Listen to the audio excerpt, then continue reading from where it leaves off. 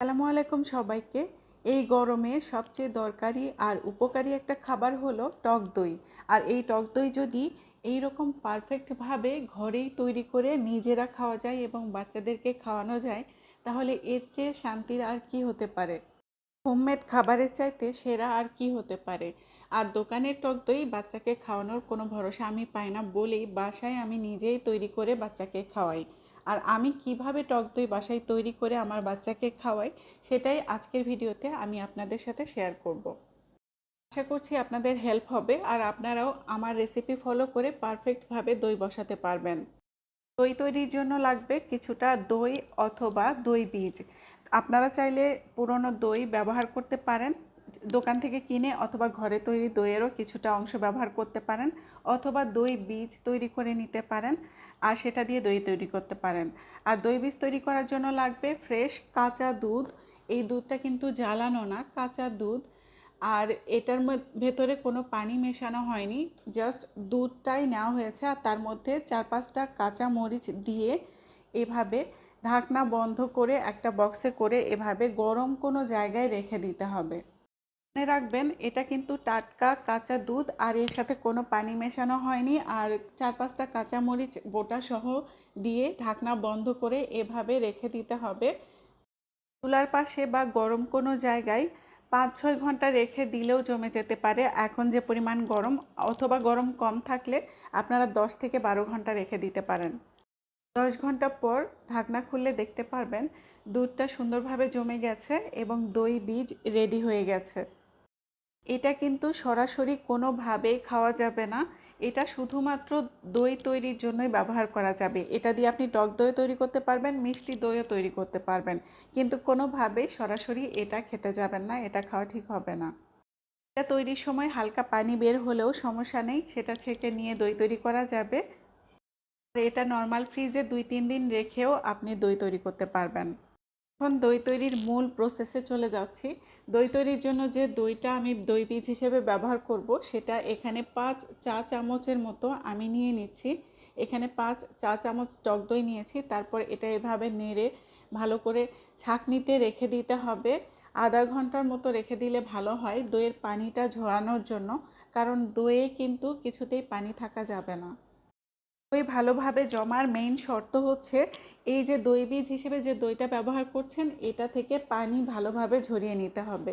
তারপর আমি চুলায় এখানে 1 লিটার দুধ নিয়ে নিয়েছি। আপনারা ফ্রেশ গরুর দুধ নিতে পারেন, আমি মিল্ক ভিটার লিকুইড যে দুধ আছে সেটা নিয়েছি। আর দুধের সাথে আমি কোনো এক্সট্রা পানি মেশাইনি। গরুর দুধ নেন অথবা লিকুইড প্যাকেট মিল্ক নেন, যেটাই নেন, ফুল ক্রিম মিল্ক হতে হবে।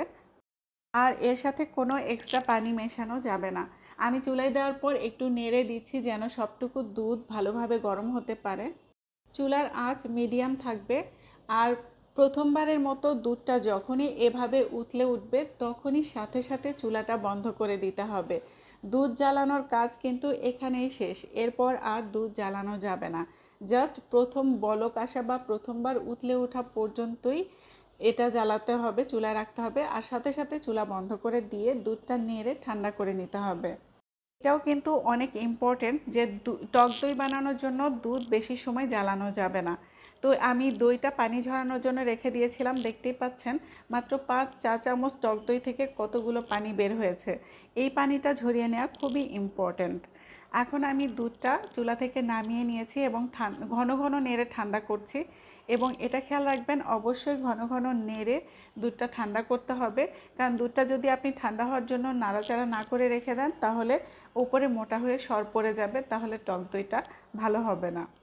দই মেশানোর সময় দুধের টেম্পারেচার অনেক বেশি ইম্পর্টেন্ট। দুধ খুব বেশি গরম হলে দুধ কিন্তু দই মেশানোর সাথে সাথে ছানা হয়ে যাবে, আর খুব বেশি ঠান্ডা হয়ে গেলে তাহলে কিন্তু দই জমবে না। দুধ এমন উষ্ণ গরম থাকবে যে দুধের মধ্যে আঙুল কয়েক সেকেন্ড চুবিয়ে রাখলেও আপনার আঙুলে ফোসকা পড়ার মতো অবস্থা হবে না। দুধের মধ্যে পানি ঝরিয়ে রাখা টক দইটা দিয়ে ভালোভাবে হুইস্ক করে মিশিয়ে নিলে ওপরে সুন্দর ঘন ফেনার মতো হয়ে যায় আর দইটাও সুন্দরভাবে মিশে যায়। আমি যে পাত্রে দই বসাবো সেই পাত্রে দুধটা আমি ঢেলে নিলাম। দেখতেই পাচ্ছেন হুইস্ক দিয়ে করার জন্য এটা অনেক সুন্দর ফেনা ফেনা হয়েছে। আপনারাও এটা ট্রাই করবেন, তাহলে দইয়ের উপরে সুন্দর ফেনা ফেনার মতো হবে, কেনা দইয়ের মতো।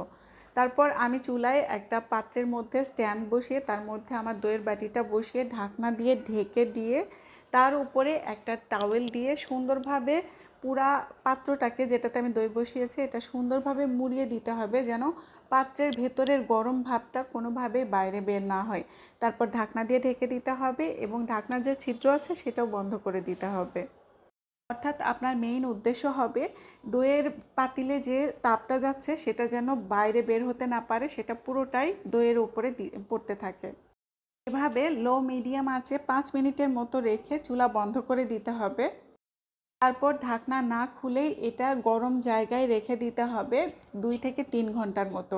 আর তারপরে এই যে আমি ঢাকনা খুলে নিলাম, 2 থেকে 3 ঘন্টা পর আমি ঢাকনা খুলে নিয়েছি আর দেখতেই পাচ্ছেন দইটা সুন্দরভাবে জমে গেছে। বাইরে অনেক বেশি গরম হলে 2 থেকে 3 ঘন্টায় দই জমে যাবে, আর যদি গরম একটু কম হয় তাহলে আপনারা এক্সট্রা আরও 2 ঘন্টা অর্থাৎ 4 থেকে 5 ঘন্টা আপনারা গরম জায়গায় রেখে দিবেন, তাহলে দই সুন্দরভাবে জমে যাবে ইনশাআল্লাহ। তো দই বীজ হিসেবে দই বা দই বীজ যেটাই ব্যবহার করেন না কেন সেটা খুব বেশি পুরানো হওয়া যাবে না। দই তৈরি হয়ে যাবার পর কমপক্ষে 3 থেকে 4 ঘন্টা নর্মাল ফ্রিজে রেখে দিতে হবে, ঠান্ডা হয়ে আরও ভালোভাবে জমে যাওয়ার জন্য, সেট হবার জন্য। তারপরই বের করে এনজয় করতে পারবেন ঘরে তৈরি স্বাস্থ্যকর দই। এই দই নর্মাল ফ্রিজে রেখে 4 থেকে 5 দিনের মতো খেতে পারবেন।